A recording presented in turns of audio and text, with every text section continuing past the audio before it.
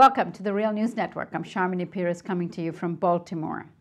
If 9/11 and Al-Qaeda was the justification for the U.S. invasion of Afghanistan and later Iraq, 13 years later we have the Islamic State providing another justification for yet another war on Iraq and now Syria.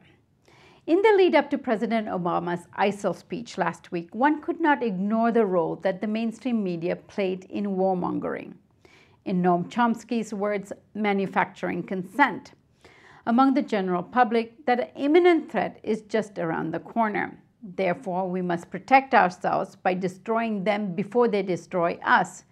And of course, they repeated again and again the beheading of the 2 Americans and now the British aid worker. This only intensified the fear. Last week, we also saw many opinion polls referring to this public fear in anticipation of President Obama's announcement to go to war. Today, we have General Dempsey, chairperson of the Joint Chiefs of Staff, admitting in a Senate hearing that if the coalition against ISIS fails, he will be urging President Obama to send U.S. ground forces. To talk about all this today, we have 2 guests, Deepa Kumar and Peter Hart. Deepa is coming to us from New Brunswick, New Jersey, and she's Associate Professor of Media Studies and Middle East Studies at Rutgers University. She's the author of Islamophobia and the Politics of Empire and Outside the Box, Corporate Media Globalization and the UPS Strike. Also joining us is Peter Hart. He's coming to us from New York, and he is the Activism Director at FAIR and Accuracy in Reporting. Thank you both for joining us. Thanks. Thank you. Let me start with you, Peter. You did a very detailed demonstration of the warmongering in a FAIR article last week. Tell us what you found. Well, I think there's a couple of categories of things we have to look at. The first and most obvious, of course, is the widespread notion that ISIS poses a direct threat to the homeland, that there will be a terrorist attack on the United States. And we've seen this across the television networks, on the Sunday chat shows, and so forth.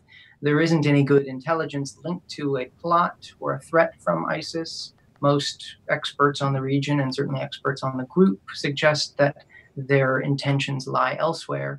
But when you fearmonger this way, alongside the overwhelming media attention paid to the beheadings of 2 Americans and 1 British aid worker, as you mentioned before, you do drum up interest in not only doing something, which is, I think, what media were talking about in the early stage of this, but doing something militarily, and that's where we are now. The public opinion shift has been quite dramatic, and I think it's been dramatic because of the messages from the media. We hear over and over again that Barack Obama is reluctant to strike, reluctant to use the military. News reports drop this in as if it's a fact, when if you look at the Obama record, it's been one of constant military threat and military action, from Pakistan to Yemen to Afghanistan, a massive escalation of the war in Afghanistan, to Libya. So this is not a president who's been reluctant or reticent to use military force. These, I think, are 2 of the most important and pernicious themes that you're seeing in the media coverage right now. So when you put them together, it's no wonder that you have a public that is now primed to support some kind of military action. One of the most fascinating things about the opinion polls that came out this week, people support this idea of attacking ISIS, but they don't think it's going to work. That suggests that the support is weak or muddled or just contradictory. What it does, I think, underline or underscore very clearly is that media have driven the public to this feeling that the United States military must take some kind of action right now. And it's a very dangerous time that we're living in. Let me switch over to you, Deepa. President Obama was supposed to be the peace president, able to handle Islamophobia because of his own family background and living in Indonesia. And you recently wrote an article in Mondoweiss about this topic as well, and the topic that we're discussing today. What did you have to say? Start with your last point, and that is we have seen an escalation of anti-Muslim racism and anti-Arab racism over the course of the summer.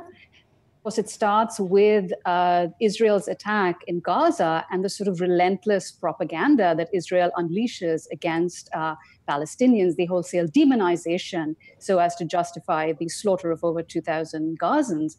And what you've seen as a result of that, as well as Peter mentioned earlier, the kind of excessive attention to the grisly murders of the two American journalists, has really elevated into the mainstream a very negative attitude towards Muslims and towards people who are seen to be Muslims. So today, a Zogby poll actually found that only 27% of Americans actually have a favorable a favorable attitude towards Muslims.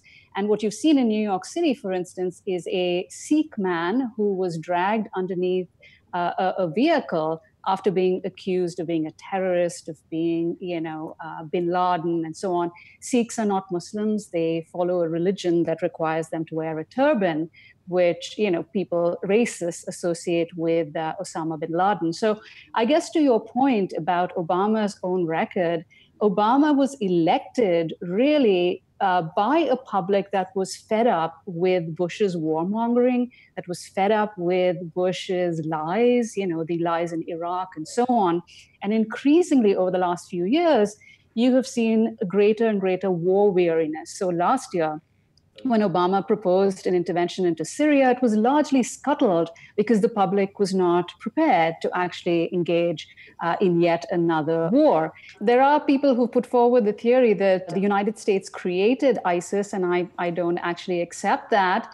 But I do think that ISIS plays a role, a very useful role for US imperialism, in that it justifies interventions abroad, whether it's striking Iraq or Syria now, and in terms of justifying the counterterrorism policies right here in the United States, which systematically violates our civil liberties. So then let me ask the both of you. It is no surprise that the corporate media plays this role. Many polls have documented the disbelief Americans have about their own media, yet they submit to the coverage. Why? Well, to pick up on something Deepa said about Gaza, one of the most striking things about the conversation about Obama's war policies is the idea that he's reluctant to use force or to do something to stop violence, when in Gaza he had a perfect opportunity to stop the killing and the bloodshed there. But there were no pundits going on TV demanding that Obama do something to stop suffering in Gaza. So it's a very instructive standard. There is suffering going on in Syria, obviously, and the answer overwhelmingly from pundits is we must bomb there somewhere now, preferably as much as we can. So I think the media have played an intimate role in choosing the worthy wars to engage in for the United States and excluding the possibility that the United States could play a proactive role elsewhere. That's the essential function of the media in wartime. If you watch television news for any length of time, you see a parade of generals and former military officials who are only there to talk about what kind of war we might wage in Iraq and in Syria, not whether this is a good idea, not whether this will achieve any particular goals, not whether it will bring about a peaceful resolution. So in a sense, the media have skipped past the point of debating whether or not this war would make any sense, and we're getting to the point of how much war, whether or not there will be ground troops, how many ground troops. This is how you manufacture consent for U.S. war making. In many respects, it's exactly the same as it was in Iraq in 2002 and 2003, or even Afghanistan back in 2001 and into 2002. The techniques are exactly the same: to scare people about the threat posed by a particular group of people on the homeland, manufactured or not, and then to present the only alternative as being a military strike. So it's not even a debate that we're having about a war. It's a debate only in the sense that we're talking about what type of war making the United States will begin. And again, that's what makes this such a very dangerous moment. You brought up Syria and Obama's failure to launch a war last year. If you listen carefully and read closely the media coverage of Syria, that is considered a grave mistake, an embarrassment. An NPR reporter called it a body blow to Obama. The failure to launch military attacks by an American president is seen as a real liability. And I think that's a very profoundly telling thing that you can see in the US media. The failure to attack is something that you must answer for and you must be held accountable for. Peter spoke about the last decade or so, the last 13 years, and the way in which the media have created a frenzy and almost a sort of knee-jerk response that the appropriate response to political violence should be war.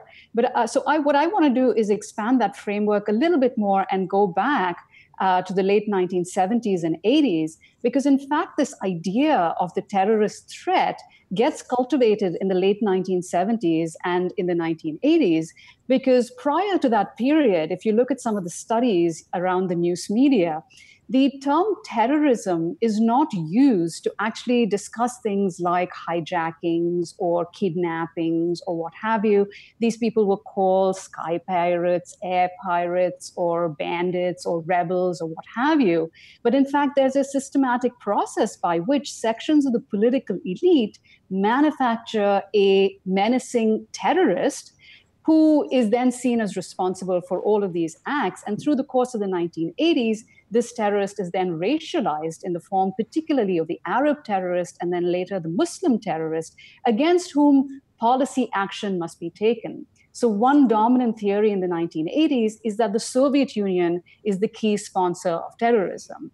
And therefore, the West should actually not only fight the Cold War, but should also be engaged in a fight against terrorists. And so what you've seen is that by the time you come to the Oklahoma City bombing, it's now very clear that when acts of political violence like this occur, the US should react and respond with incredible, military might. And therefore, when 9/11 occurs, it's a no-brainer in terms of actually whipping up a media frenzy that the US should go off and make war first in Afghanistan and then, of course, in Iraq, even though Iraq had nothing to do with the events of 9/11. The kind of videotapes that ISIS has released with the beheading and the Al-Qaeda's recorded messages to the American people and so on. These messages have an intensifying effect on the public. What do you think of the responses of the general public to these kinds of depictions? Yeah, if you look at the research on terrorism in the media, right, scholars have always said that groups who want to commit political violence, groups who have a certain aim, use the media to get their message across. And today we're seeing that in the social media in the form of ISIS's apparently very well edited and well put together videos. I haven't actually seen them. I don't have the stomach to watch these kinds of things.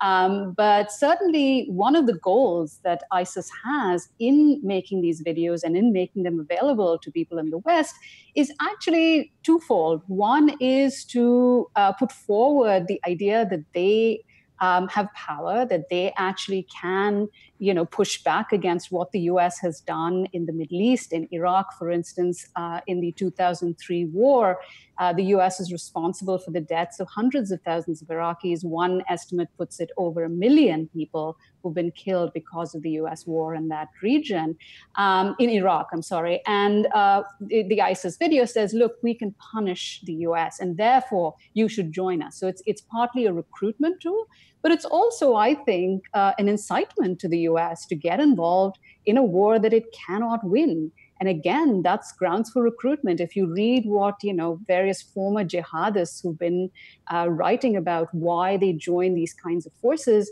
usually people are motivated by the suffering of ordinary people. And the US's response now is to create more suffering in the form of, airstrikes and possibly ground forces, as you said earlier. Dempsey is calling for ground forces and so on. So the very thing that allows these groups to grow is exactly what the US is doing. Let me go to a point that Peter made earlier, which is the lack of debate and discussion and fair conversations about what we are seeing. So even if you see this, depictions of the beheading and the mainstream media just continually reports on these and repeats them again and again and again without proper context, without proper discussion, and whether even a war is actually appropriate. Bombing Iraq and Syria is actually appropriate as a response to a beheading of 1, 2, now 3 people. These questions are never discussed and debated. And how do you think the mainstream media can better handle these issues? I'll go to Peter first. Well, I think you've seen some print coverage that was reasonably skeptical, stories here and there. In the New York Times, in the Washington Post, there was a piece that actually had an anonymous U.S. military official saying that the idea that you could come up with a coherent plan to defeat the Islamic State was more difficult than anything they had attempted in Iraq or Afghanistan, which I think is a very sobering comment, since neither of those wars achieved anything close to their stated goals. So we do have, I think, among military planners and officials, some skepticism. And when you have skepticism at that level, it often filters into the conversation. The decision not to attack Syria, there was a debate about that I think was a little more robust than usual last year, because there was such overwhelming public opposition and official opposition as well. Many Congress people and elected officials didn't think that this was a good idea. So you need that in order for the media to permit a kind of reasonable debate. And right now we have calls for Congress to get involved, but it doesn't look like Congress is going to apply any reasonable skepticism or breaks to the Obama plan such that it is. So you have a kind of an ironic situation where there's a call for more congressional discussion or debate, but there's not going to be much substantive debate. I don't think if you're watching any of the partisan cable channels, you're seeing a tremendous amount of debate either. If anything, the criticism of Obama, as it has been for years now, is much of the criticism is from the right, that he's not strong enough, he's not tough enough, he's not bombing soon enough. CBS host Bob Schieffer was complaining that there weren't enough airstrikes already. This is the state of the discussion right now, and the media's failure to present any kind of rational spectrum of analysis or discussion about whether war is the appropriate answer to these obvious provocations from ISIL is a tremendous failure. But it's a failure we are accustomed to, I think, from past experience. I think there's plenty of grounds to be very skeptical about any number of things regarding the planning or the rationale behind this war.